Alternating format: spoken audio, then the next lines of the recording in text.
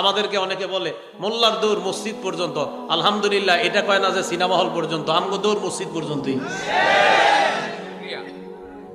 রাগ করেন না, যখন কয় মোল্লার দৌড় মসজিদ পর্যন্ত রাগ হইবেন না, আলহামদুলিল্লাহ সাথে সাথে বলবেন আল্লাহ এই ভাইয়ের কথাটা আপনি কবুল করে আমারে কিয়ামতের ময়দানে আমারে মসজিদের মোল্লা বলছে, আপনি এই হিসাবে কবুল করে আমারে জান্নাত দিয়ে দিন।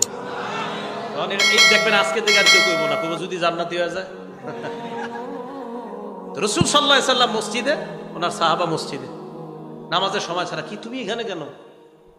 সাহাবা বলে ইয়া রাসূলুল্লাহ হুমুমুন লাজিমাতনি ওয়া দুয়ুন, হুজুর খুব পেরেশানিতে আছে, অনেক ঋণে আছে, এজন্য মসজিদে বসে রয়েছি, মনটা খারাপ।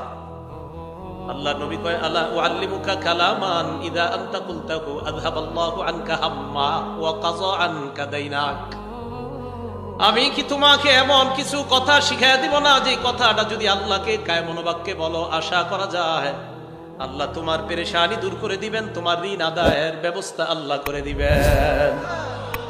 ইয়া রাসূলুল্লাহ এমন আমলই তো আমার দরকার যে আমল করলে আমার ঋণ আদায় পরিশোধ সহজ হয়ে যায়, এমন আমল আপনার কাছে জানতে চাই। অনেকে ঋণ নিয়ে আবার ঋণ দিতে চায় না, ঠিক না? এটা আবার ঠিক না। বুখারীর বর্ণনা, ক্বালা রাসূলুল্লাহ সাল্লাল্লাহু আলাইহি ওয়াসাল্লাম, আল্লাহ নবী বলেন মান আখাযা আমওয়ালান নাস ইউরিদু আদাআহা, কোন ব্যক্তি যদি অন্য কারো কাছ থেকে ঋণ নেয় এই নিয়তে ইউরিদু আদাআহা, আমি তার থেকে ঋণ নিলাম আদায় করে দিব, এটা আমার আশা, ওনার থেকে আমি ঋণ নিলাম, আমার নিয়ত আছে আমি দিয়ে দিব। নবীজি বলেন আদাল্লাহু আনহু, এই যে আমি ওনার থেকে ঋণ নিলাম, আমার আশা যেই কোনো মূল্যে আমি তার ঋণ পরিশোধ করব।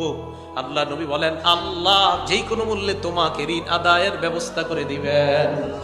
এটা বিশ্বাস রাখেন। নবীজি বলছেন কেউ যদি কারো কাছ থেকে এই নিয়তে ঋণ নেয় যে আল্লাহ আমি তার ঋণটা যেই কোনো ভাবে হোক দিব, রাসূল সাল্লাল্লাহু আলাইহি সাল্লাম বলেন অবশ্যই আল্লাহ পাক রব্বুল আলামিন তাকে ঋণ পরিশোধের ব্যবস্থা করে দিবেন।